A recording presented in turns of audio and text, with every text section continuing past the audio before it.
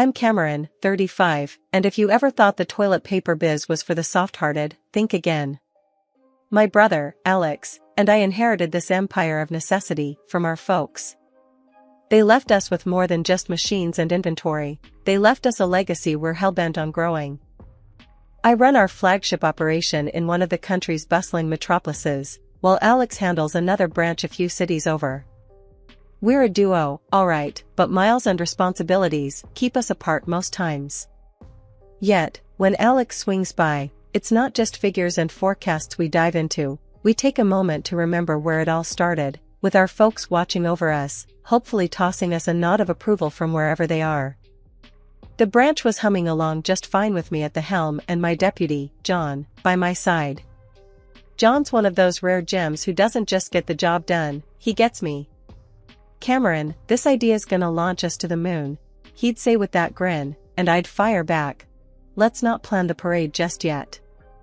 We were in sync, pushing limits and breaking records. Then Mark strolled into our world, fresh-faced and sharp as a tack, our new sales director. The man had a way with words that could convince you the sky was green and not blue. It wasn't long before his professional courting turned personal, and he laid it on me straight, no chaser. Cameron, you and I, we're not just making waves here. We're starting tsunamis. How about we make this a permanent partnership? He said, his gaze steady, a challenge in his eyes. I laughed, thinking he was joking. Marry you? You sure know how to spring a surprise, Mark. What's next, running for president? Hey, I'm serious, he countered, that ever-confident smirk playing on his lips. We're dynamite together. Let's not waste what we've got. It was unconventional, to say the least, but then again, so was I. Alright, Mark, you've got yourself a deal, I said, shaking his hand, as if we were closing another business deal. That handshake sealed more than just our personal future, it felt like a new chapter for the business too. We moved into a sprawling house, the kind you see in magazines and think, no one actually lives like that. But we did, surrounded by luxury, our days filled with both love and the relentless pursuit of success. Life was good, better than I'd ever imagined. A year into our whirlwind of a life, the unexpected news dropped, I was pregnant. Over the moon, I was, bursting with a kind of joy you read about but never truly understand until it hits you. Mark, ever the strategist, laid out a new plan. Cam, listen, this kid deserves all of you. How about you take a step back from the hustle? Just for a bit. His words hit me sideways. Step back? And do what, Mark? Sit around talking to my belly? He chuckled, that smooth operator. Not just that. You'll prep for the MVP's arrival. It's temporary. I'll keep you in the loop on everything, promise. Something about the way he said it, with that calm certainty, made me cave. Alright, but you better not turn my branch into a circus, I said, half joking, half serious. Mark took over the reins at the branch, and I embraced the pregnancy journey, but it wasn't all smooth sailing. The clinics became my second home, every visit, every checkup adding to the anxiety. 6 months down the line, moving around got tougher. My body wasn't mine anymore, and even driving felt like a marathon effort. Guess it's just you and me, little one, I'd say, patting my belly, settling into this new, slower pace of life. But Mark, his hours got crazier. Nights at the office turned into routine, his voice over the phone always laced with exhaustion. Babe, it's slammed here. Might have to pull another all-nighter. Worry not at me, but Mark had this way of smoothing over any concern. Don't you stress, Cam. It's all for us, for our future. Just focus on you and the baby. I wanted to believe him, really did. But each "don't wait" up chipped away at something, leaving me tossing and turning, wondering if this was how it was supposed to be. One evening, as I sat alone, the house too big, too quiet, I dialed him up, needing to hear that reassurance. Mark, this ain't easy, you know. Feels like I'm doing this solo. He was quick to soothe. Cam, I'm doing what's gotta be done. Trust me, it'll all be worth it. You, me, and our little one, we'll have the world at our feet. I hung up, comforted yet unsettled. Mark's words were the balm to my worries, but deep down, a storm was brewing, one that whispered of change and challenged the promises of a shared future. One day I was lounging on the couch, flipping through a baby magazine, when the doorbell rang. Dragging myself up, I opened the door to find Alex, looking as serious as a judge. "Alex, what's the wind blowing you here for?" I greeted him, trying to keep the surprise out of my voice. "Needed to see you, Cam. We've got a situation," he said, stepping inside without waiting for an invite. His face had that look, the one he gets when it's more than just family catch-up time. We settled in the living room, me with my feet up and him straight as a rod on the chair across. "Spit it out, then. What's up?" "It's the business, Cam. The numbers are looking grim. What's going on over there?" Alex's voice had that edge to it, the one he used when he meant business. I sighed, rubbing my belly absent-mindedly. "Mark's been handling things. Said it's all good." "Good? Cam, it's far from good. Sales are down, deliveries are a mess." "What's he been doing all this time?" Alex was getting worked up, his hands flying around as he spoke. I felt a pang of worry. "He told me he's got it under control. Said he's handling the big contracts himself." Alex leaned forward, his eyes boring into mine. "Look, I know you trust Mark, but something's off. We need to dig into this. You can't just sit back and watch." "Alright, I'll talk to him. But you know how he is, always soothing things over," I replied, feeling the weight of the world on my shoulders. Alex stood up, ready to leave. "Don't let him smooth talk you, Cam. We've worked too hard to let everything slide because of whatever this is." He was out the door before I could muster a goodbye.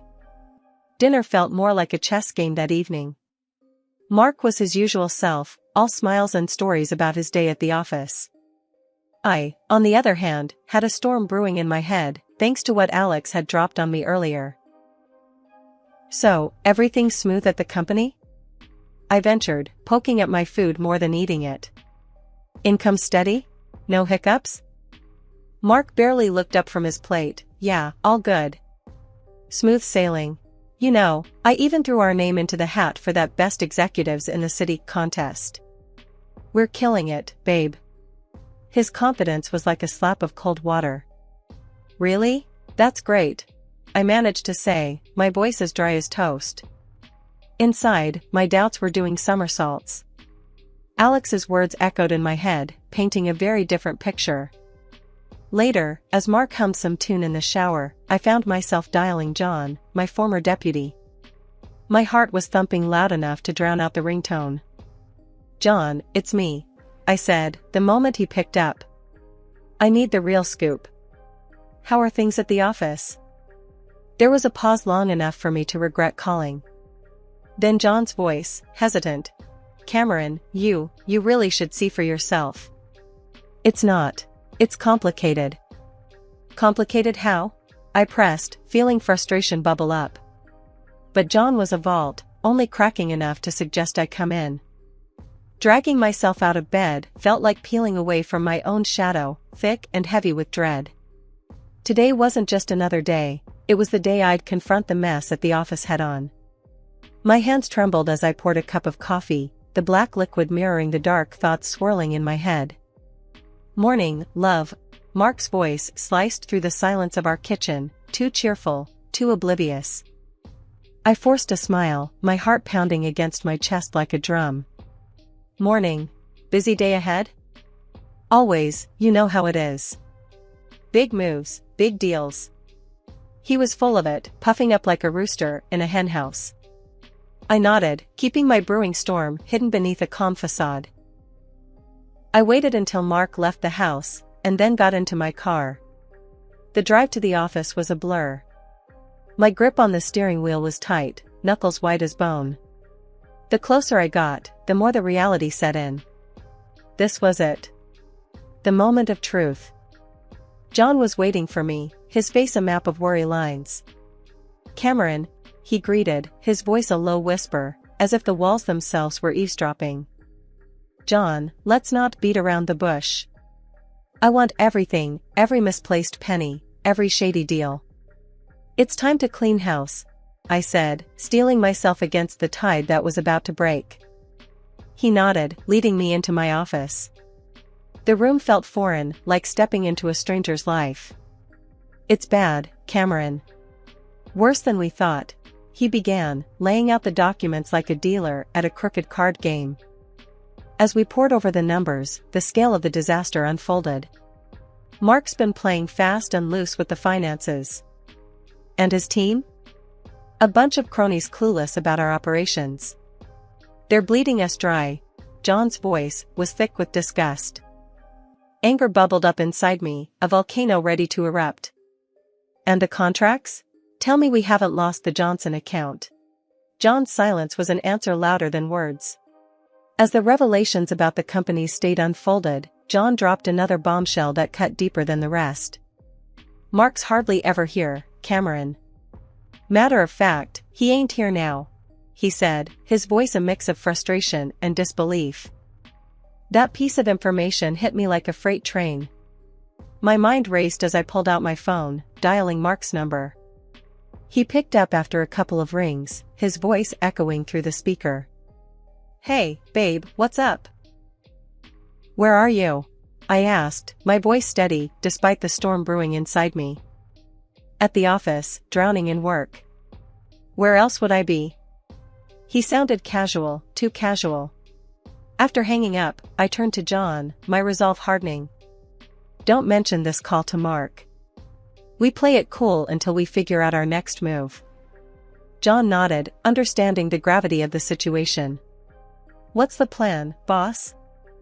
I took a deep breath, my mind working overtime. First, we secure our contracts. I'll reach out to the buyers, ask for a postponement where needed. We need to buy some time.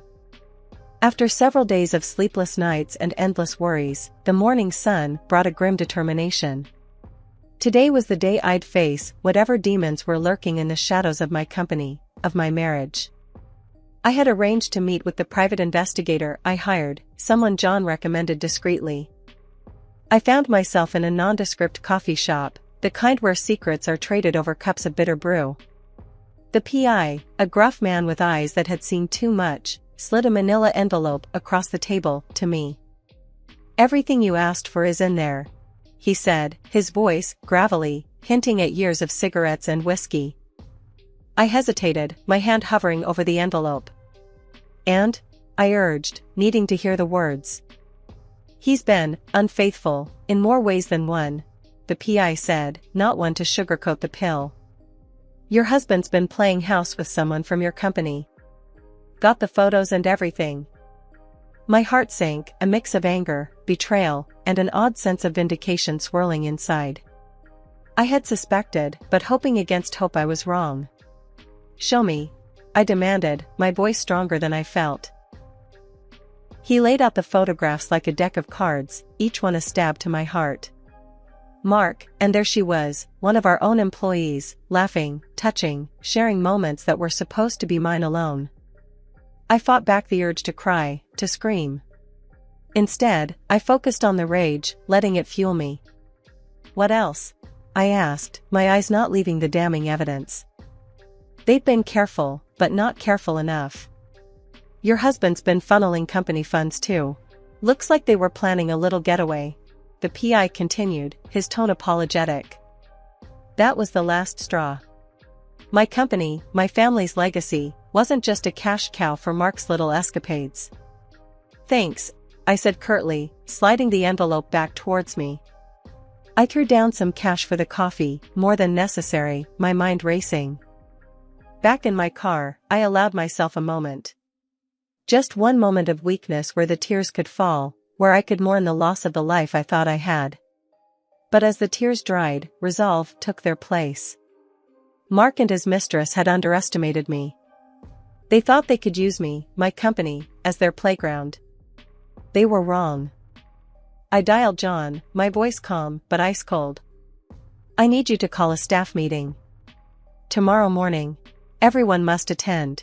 No exceptions. John, ever my rock, didn't ask why. Consider it done, Cameron. The drive home was a blur, my mind occupied with plans and schemes. This wasn't just about revenge, it was about justice, about righting the wrongs done to me, to my company. Mark greeted me with a smile when I got home, oblivious to the storm brewing just beneath the surface. Hey, babe, long day? I forced a smile, playing the part one last time. You could say that. Dinner smells great. We ate in silence, or rather, he talked about his day, and I nodded along, my responses automatic. The whole time, my mind was elsewhere, plotting, planning. In the cool, fluorescent light of the conference room, the air was thick with tension. I stood at the front, papers in hand, my belly prominent, a visual reminder of the personal stakes involved. John, my loyal deputy, had helped me organize this crucial meeting. The room was filled to the brim with staff, and there, amidst them, sat Mark and his mistress, their faces masks of feigned innocence. Let's get straight to the point, I began, my voice steady, despite the storm raging inside. Under Mark's leadership, this branch has faced unprecedented losses. Contracts with key partners have been breached, directly impacting our bottom line. I clicked the remote, and the graphs on the screen painted a damning picture. 7 months of steady decline. I looked directly at Mark, who squirmed under my gaze. As a result, drastic measures are necessary. Effective immediately, I am terminating the employment of those who've contributed to this downfall. The room fell silent, the gravity of my words sinking in. I continued. Mark, you're fired, for gross mismanagement and breach of trust. Then, turning slightly, I addressed his mistress. And you, for consistent absenteeism and complicity in this debacle. And also for the affair with my husband. Whispers filled the room as the mistress, her face a portrait of shock and shame, gathered her things and fled, her secret laid bare for all to see. Mark stood, his face an alarming shade of red. Cameron, you can't do this. Think about what you're doing. I met his plea with a cold stare. I have thought about it, Mark. At great length. This is the only course of action that protects the future of this company, and our child. As the meeting adjourned, staff members approached me, their expressions a mix of relief and gratitude. We're behind you, Cameron. It's good to have you back, they said, their support a balm to my frayed nerves. Mark tried to corner me as I was leaving the room. Cameron, please, let's talk about this. We can fix it. There's nothing left to discuss, Mark. You've made your choices, I replied, handing him the envelope I'd been clutching throughout the meeting. Inside were the divorce papers, already signed. His hands trembled as he took the envelope, the reality of his situation finally dawning on him. But, Cameron, No, Mark. It's over. You need to leave. Now. My voice was firm, brooking no argument. The dust had settled, the air was clear, and the wreckage of what once was lay bare before me. The company, my sanctuary, had been through a storm, but now it was time to rebuild, to restore what was lost. The morning after the revelation, I walked into the office with a different stride, one of determination and resolve. John was already there, paperwork spread out like a battle map. He looked up as I entered, a knowing nod passing between us. Morning, Cameron. Ready to start fresh? John's voice held a mix of encouragement and the weight of the tasks ahead. I set my bag down, rolling up my sleeves. Let's get to it. We've got a mountain to climb. The first order of business was damage control. We reached out to our clients, the ones who were on the brink of walking away. I took the lead, my tone earnest, apologetic yet hopeful. Listen, I know we've dropped the ball. But I'm back in the saddle, and I'm here to make things right. I said over the phone to one of our largest clients, Mr. Thompson, not related, just a coincidence. He was hesitant, understandably so. Cameron, your company used to be top-notch. But what's happened recently? I cut in. I understand, And I'm not here to make excuses. I'm here to offer solutions. Give us a chance to prove that we're still the company you trusted. After what felt like an eternity, he sighed. All right, Cameron. We'll give you one more shot. Don't let us down. One by one, the conversations went on, each a delicate dance of negotiation and reassurance. The relief that followed each retained client was palpable, a balm to the open wounds of betrayal. John and I then turned our attention to the team. The office was quieter now, the air missing the familiar buzz of productivity. The employees that remained were uncertain, their faith shaken. I know you've all been through a lot. I addressed the gathered team, my voice echoing slightly in the half-empty office. And I can't undo what's been done. But I can promise you this, we're going to come back from this stronger than ever. Murmurs of agreement filled the room, a flicker of hope igniting in their eyes. We're going back to basics, focusing on what made us great. And it's going to take all of us, pulling together, to get there. I continued, my gaze meeting each of theirs. The team rallied, the sense of purpose rekindled. We dove into work, the days blurring into nights as we charted our course back to stability and growth. My baby boy, Lucas, became the new center of my universe the moment he arrived. Deciding to work remotely was the best decision for us both, keeping the balance between being a new mom and steering my company back to success. Alex, my rock through all this turmoil, started showing up more often. Not just for business, but to be there for me, for Lucas. Sis, you're not alone in this. We're a team, remember? He'd remind me every time he stepped through my door, groceries in one hand, toys for Lucas in the other. The divorce from Mark was a clean cut, much needed. The court didn't just grant me the divorce, they made sure Mark paid up for his deceit. Every penny he took from the company, every heartache he caused, he had to compensate. I'm sorry, Cameron. I truly am, he pleaded, trying to salvage whatever he could. But my mind was made up. Lucas needs a role model, not a reminder of betrayal, I told him, closing that chapter of my life for good. Adjusting to life as a single mom wasn't without its challenges, but with a nanny's help, I found a new rhythm.